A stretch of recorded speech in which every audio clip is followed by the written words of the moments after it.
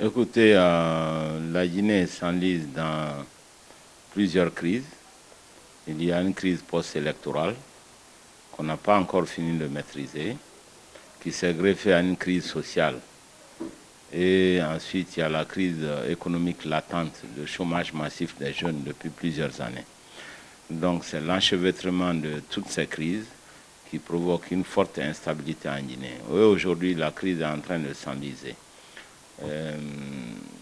Il y a quelques jours, le chef de file de l'opposition a échappé à un attentat, ce qui est très grave parce que ça met en cause l'idée démocratique elle-même. Et tout ça, nous avons le sentiment que c'est la chienlit qui s'installe en Guinée.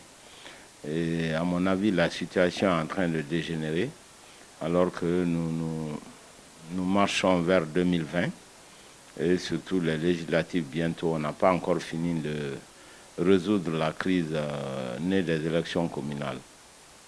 Vous vous souvenez, au lendemain de ces élections communales, j'avais été le premier à tirer la sonnette d'alarme pour dire que j'ai vu à Cancan où j'étais beaucoup de fraude, la fraude massive sous toutes ses formes. Et j'avais préconisé le lendemain du vote, du scrutin, d'annuler ces élections. Beaucoup de gens n'ont pas compris ce qui se passait. À l'époque, nous avons eu pendant la campagne électorale les fonctionnaires véreux qui sont venus dans des 4x4 volés avec de l'argent volé pour aller voler des élections. Nous avons eu des préfets, des sous-préfets qui se sont mêlés de ces élections. Nous avons vu des chefs de quartier corrompus, quelques jeunes à qui on a donné de l'argent, qui ont tout fait pour détourner le vote des citoyens guinéens. Donc tout ça, c'est la cause. Nous sommes en train de gérer les conséquences de ces actes de déviation par rapport au scrutin. C'est la raison pour laquelle j'ai dit que ceux qui ont provoqué la crise sont aujourd'hui tapis dans l'ombre dans les ministères, ils sont tapis dans l'ombre dans les administrations préfectorales et sous-préfectorales, alors qu'ils sont à l'origine de la crise que nous vivons maintenant. Et comme les partis politiques n'étaient pas d'accord sur les résultats, il y a eu entente entre les deux grandes parties, ce qu'on a appelé l'accord politique, qui a essayé de remplacer les élections en se répartissant les places de conseillers. Là aussi, ce sont les citoyens qui se sont révoltés, puisque c'est l'accord politique maintenant qui tend à remplacer la volonté populaire. Mais avant même cela, lorsqu'il y a eu la nouvelle loi électorale qui consistait à ce que les conseillers communaux puissent nommer les chefs de quartier, nous avons refusé de voter cette loi à l'Assemblée nationale. Nous avons estimé que c'est une mauvaise loi à cause de cela et à cause du fait que la nouvelle loi de la CENI n'avait aucune provision anti-fraude. Ça veut dire que la crise qui s'installe n'est pas près de s'éteindre, car à la prochaine élection encore, il y aurait le même type de problème. Les investisseurs extérieurs ne viennent pas, mais les investisseurs locaux n'investissent pas non plus. Vous savez que le problème économique de la Guinée, c'est que les PME guinéennes ne s'en sortent pas et que l'État, par ailleurs, a accumulé d'énormes arriérés vis-à-vis de ces PME, ce qui m'a souvent amené à dire que l'État guinéen est le premier assassin des petites et moyennes entreprises de notre pays. Lorsque ces entreprises ont des commandes, ces commandes ne sont jamais honorées, les entreprises ne sont jamais payées. Donc nous avons une vraie crise. Alors, qu'est-ce qu'il faut pour résoudre ces crises? Ben, d'abord, il faut arrêter de tricher dans les élections.